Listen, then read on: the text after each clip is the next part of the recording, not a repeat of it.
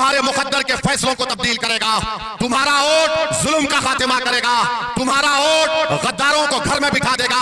तुम्हारा वोट इस बात का सबूत देगा कि तुम जिंदा कौम हो। जब जिंदा कौम हो तो क्या तुम वोट दोगे पतंग छाप के नाम पर? क्या हम जिंदा कौम है या नहीं है बताओ? अगर जिंदा है तो फिर पतंग छाप वोट देंगे।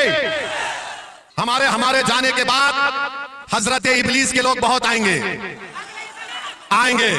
आकर तुमसे कहेंगे ये जज्बाती बात करता है, ये भड़काऊ भाषण देता है। अरे मेरे भाई, जिसका कलेजा जलता है, जिसके सीने में तकलीफ होती है, जो नाइंसाफी को देखकर बर्दाश्त नहीं कर सकता है, वो गूंगा नहीं रह सकता। वो अपनी माँ की तकलीफ को देखकर खामोश नहीं बैठ सकता। वो अपने बुजुर्गों के आंसुओं को देखकर खामोश नहीं बैठ सकता। जज्बात दिखाना है और एक साथ वोट डालना है पतंग छाप पर। अस्सलाम वालेकुम रहमतुल्लाहि व बरकातुहू। दोस्तों, असदुद्दीन ओवैसी साहब ने सीमांचल में मचाया कोहराम, जिससे दुश्मनों की हो गई नींद हराम।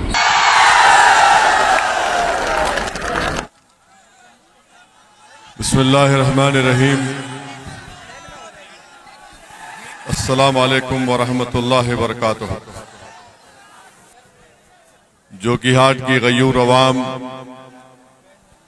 बुजुर्गाने कौम और मिल्लत, मेरी इज़्ज़तदार माँ और बहनों, मेरे गयूर नौजवान साथियों, मैं आप तमाम का दिल की गहराइयों से शुक्रिया अदा करता हूँ कि आपने अपना कीमती वक्त निकालकर आज के इस कारवाने इंसाफ की नुक्कड़ सभा में आपने शिरकत की और इतनी बड़ी तादाद में आप लोगों का यहाँ पर जमा होना, इस नुक्कड़ सभा को आपने एक जलसे आम में तब्दील कर दिया।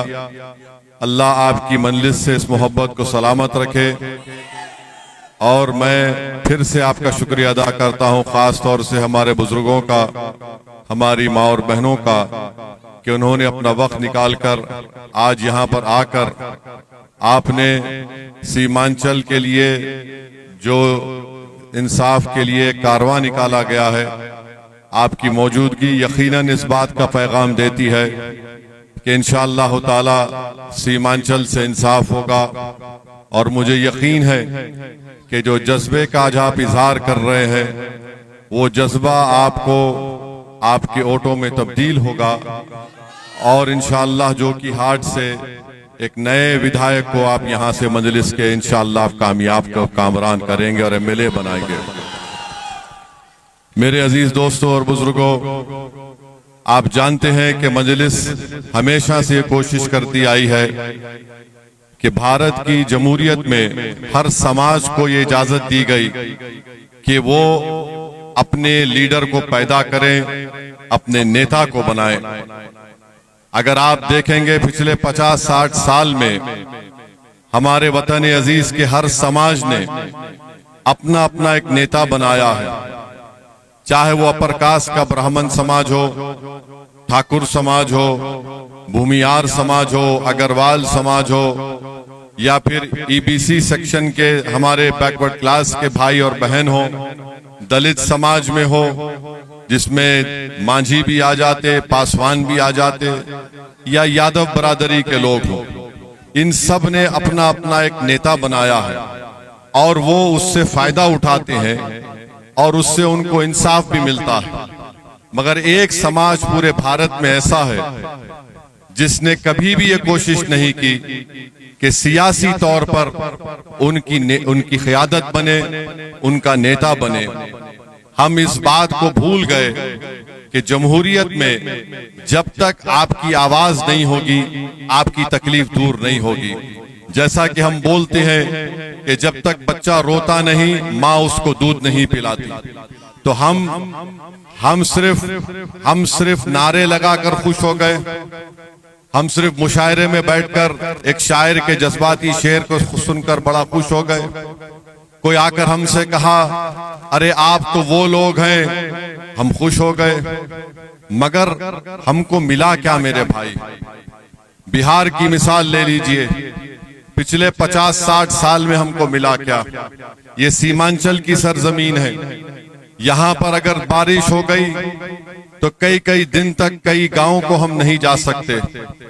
पानी जमीनों को काट कर लेकर जाता है, फसलें बर्बाद हो जाती हैं। आपके जोकीहाट में क्या यह बात सच नहीं है कि आज भी यहां पर रोड का इंतजाम बराबर नहीं है? बताइए, ये इंसानों की बस्ती है। 2025 में हम रह रहे हैं। नरेंद्र मोदी कहते हैं विकसित भारत, राजद के नेता कहते हैं कि मैं इसको ऐसा बना दूंगा। कभी कोई आकर देखा कि इस गांव में इस रोड पर बसने वाले इंसान हैं जिनके पास रोड भी नहीं है, जिनके पास स्कूल भी नहीं है। अगर स्कूल है तो क्लासरूम नहीं है, और अगर स्कूल है तो सिर्फ बच्चे खाने के लिए जमा हो जाते हैं। जूनियर कॉलेज नहीं है हमारी बेटियों की पढ़ाई के लिए। इस सरजमीन का नौजवान 50% नौजवान इस सरजमीन को छोड़कर गुर्बत की वजह से अपने घर को पालने के लिए हिंदुस्तान के कोने कोने में चले जाता है। और अब अगर मैं गलत ना कहूं, कि जितने हमारी तकरीर की रिकॉर्डिंग कर रहे हैं, इसमें से कितने लोग हमारी तकरीर को रिकॉर्ड करके अपने भाइयों को भिजाएंगे जो हिंदुस्तान के कोने कोने में? हाथ उठाइए। ये हाल कर दी हमारा कि हम अपनी आवाज को सुनाने के लिए आप रिकॉर्डिंग करके हिंदुस्तान के कोने में कोई जोकीहाट का हमारा भाई बेटा बहन बैठी है उसको भिजा रहे हैं। मेरे भाई याद रखिए, जब तक आप अपने हाथों से अपने मुकद्दर के फैसले नहीं करेंगे कुछ तब्दील होने वाला नहीं है। मैं यहां पर जज्बाती तकरीर करके चले जाऊंगा, तुम नारे लगाओगे, मगर याद रखो तब्दीली उसी वक्त पैदा होगी मेरी माँ और बहनों, मेरे बुजुर्गों, मेरे नौजवान साथियों, जब तुम एक मुट्ठी की तरह मुत्तहिद होकर मतदान के दिन, हक रायदही के दिन अपना एक एक वोट आप जिस तरह पहले आपने इस्तेमाल किया था मजलिस के हक में एक बार इस्तेमाल करके देखिए। क्या आप थक नहीं गए?